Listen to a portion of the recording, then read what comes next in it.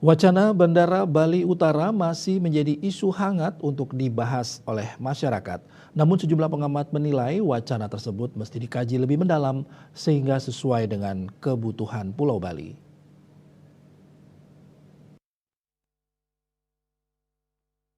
Pengamat ekonomi Wiraguna Bagus Oka menyatakan secara konsep, rencana pembangunan bandara di Bali Utara sangat bagus, namun harus dikaji secara mendalam, baik dari sisi kondisi di lapangan, kondisi keuangan, kondisi kebutuhan secara holistik, maupun kondisi dunia usaha. Sebab mewujudkan bandara Bali Utara tidaklah mudah.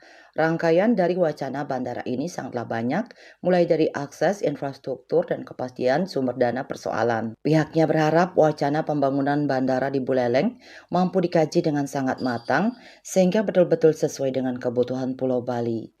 Sebab itu tidak mudah, rangkaiannya banyak, mulai dari akses, ya, infrastruktur, kepastian sumber dana. Jangan sampai persoalan sumber dana ini seolah-olah nanti seperti usaha-usaha lainnya yang usaha nasional di awalnya dijanjikan investor, di tengah jalan akhirnya akan dibebankan pada APBN. Nah ini sangat miris nih pengalaman-pengalaman di tempat lain.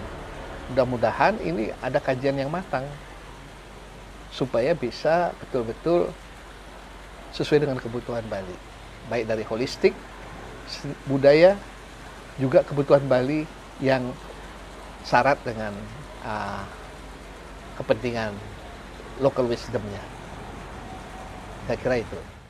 Sebelumnya, Presiden Republik Indonesia Prabowo Subianto telah menyampaikan sinyal positif ihwal kelanjutan Bandara Bali Utara. Sayangnya, restu kepala negara belakangan diseret ke ranah politik. Hasil pemilihan gubernur, wakil gubernur Bali Pilgub disebut kembali mementahkan rencana pembangunan bandara udara di Buleleng.